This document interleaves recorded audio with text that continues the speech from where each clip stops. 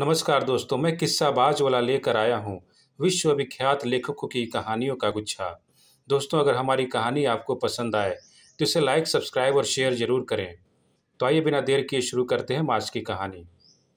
कहानी का शीर्षक है मौसी। इसे लिखा है भुवनेश्वर ने। मानव जीवन के विकास में एक स्थल ऐसा आता है जब वह परिवर्तन पर भी विजय पा लेता है। जब हमारे जीवन का उत्थान या पतन न हमारे लिए कुछ विशेषता रखता है, न दूसरों के लिए कुछ कौतूहल। जब हम केवल जीवित के लिए ही जीवित रहते हैं और वह मौत आती है पर नहीं आती। बीबो जीवन की उस मंजिल में थी। मोहल्ले वाले उसे सदैव वृद्धा ही जानते, मानो वह अनंत के गर्भ में वृद्धा ही उत्पन्न होकर एक अनंत अचिंत्य काल के लिए अमर हो गई थी। उसकी हाथी के बेटों की बात नई नवेलियां उसका हृदय न दुखाने के लिए मान लेती थीं। उसका कभी इस विस्तृत संसार में कोई भी था, यह कल्पना का विषय था।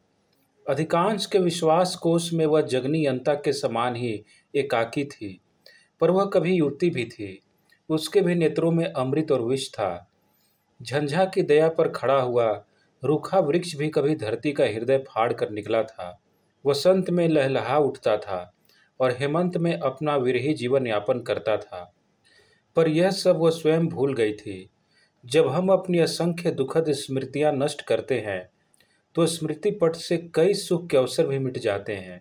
हाँ, जिसे वह न भूली थी, उसका भतीजा बहन का पुत्र वसंत था। आज भी जब वह अपनी गौओं को सानी कर कच्चे आंगन के कोने में लौकी कुम्हड़े की बेलों को संवार कर प्रकाश या अंधकार में बैठती, उसकी मूर्ति उसके सम्मुख आ जाती। वसंत की माता का देहांत जन्म से 2 ही महीने बाद हो गया था और 35 वर्ष पूर्व उसका पिता पीले और कुम्हलाए मुख से यह समाचार और वसंत को लेकर चुपचाप उसके सम्मुख खड़ा हो गया था।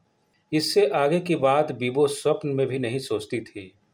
कोढ़ी यदि अपना कोढ़ दूसरों से छिपाता है तो स्वयं भी उसे नहीं देख सकता। इसके बाद जीवन उसका कलंकित अंग था। वसंत का पिता वहीं रहने लगा। वह बीबो से आयु में कम था। एकाकी बीबो ने भी सोचा, चलो क्या हर्ज है, पर वह चला ही गया और एक दिन वह और वसंत 2 ही रह गए। वसंत का बाप उन अधिकांश मनुष्यों में से था जो अतृप्ति के लिए ही जीवित रहते हैं तो तृप्ति का भार भी नहीं उठा सकते। वसंत को उसने अपने हृदय के रक्त से पाला, पर वह पर लगते ही उड़ गया और वह फिर एकाकी रह गई। वसंत का समाचार उसे कभी कभी मिलता था। 10 वर्ष पहले वह रेल की काली वर्दी पहने आया था और अपने विवाह का निमंत्रण दे गया। इसके पश्चात सुना वह किसी अभियोग में नौकरी से अलग हो गया और कहीं व्यापार करने लगा। बीबो कहती कि उसे इन बातों में तनिक भी रस नहीं है। वह सोचती कि आज यदि वसंत राजा हो जाए तो उसे हर्ष न होगा और उससे कल फांसी हो जाए तो न शोक। और जब मोहल्ले वालों ने प्रयत्न करना चाहा कि दूध बेचकर जीवन यापन करने वाली मौसी को उसके भतीजे से कुछ सहायता दिलाई जाए तो उसने घोर विरोध किया। दिन 2 घड़ी चढ़ चुका था। बीबो की दोनों बाल्टियां खाली हो गई थी। वह दुधाड़ी का दूध आग पर चढ़ाकर नहाने जा रही थी। उसके आंगन में एक अधेड़ पुरुष 5 वर्ष के बालक की उंगली थामे आकर खड़ा हो गया। अब न होगा कुछ, 12 बजे, वृद्धा ने कटु स्वर में कुछ शीघ्रता से कहा। नहीं मौसी। बीबो उसके निकट खड़ी होकर उसके मुंह की ओर घूरकर स्वप्निल स्वर में बोली, वसंत, और फिर चुप हो गई। वसंत ने कहा, मौसी, तुम्हारे सिवा मेरा कौन है? मेरा पुत्र बे माँ का हो गया।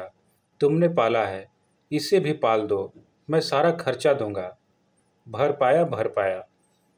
वृद्धा कंपित स्वर में बोली।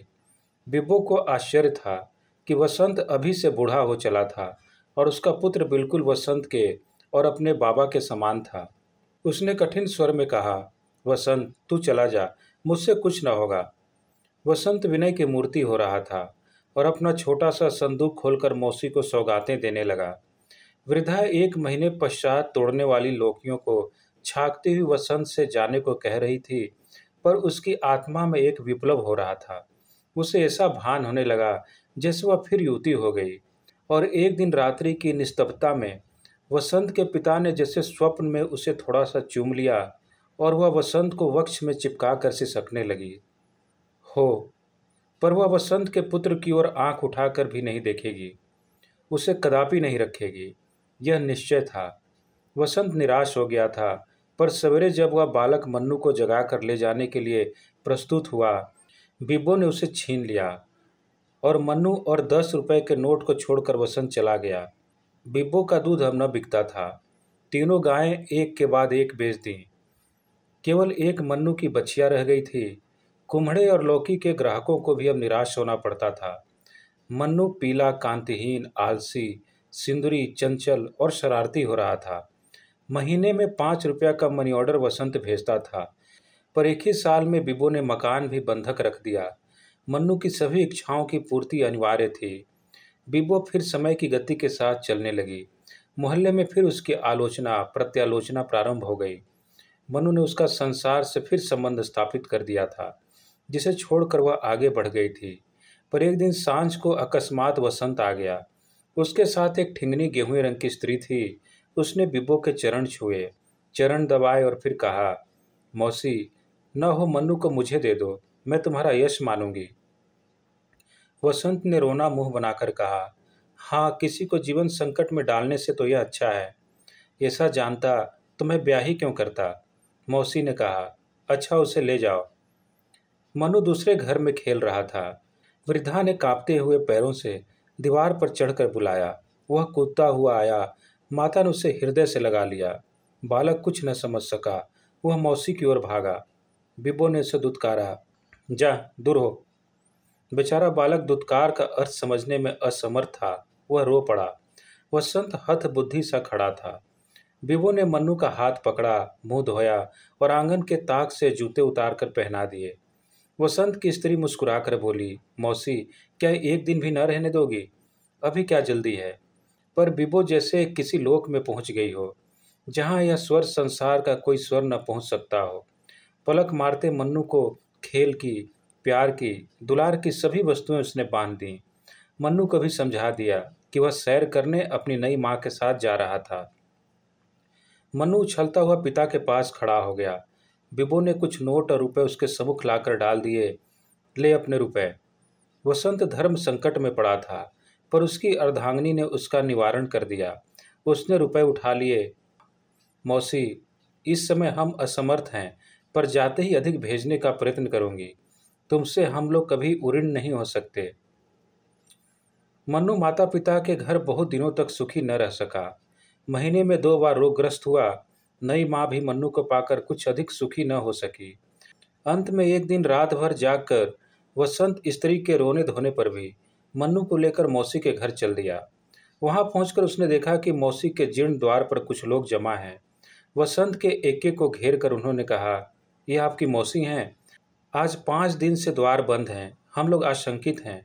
द्वार तोड़कर लोगों ने देखा, वृद्धा पृथ्वी पर एक चित्र का आलिंगन किए नीचे पड़ी है, जैसे वह मरकर अपने मानव होने का प्रमाण दे रही हो। वसंत के अतिरिक्त किसी ने न जाना कि वह चित्र उसी के पिता का था, पर वह यह भी न जान सका कि वह वहाँ क्यों था। धन्यवाद।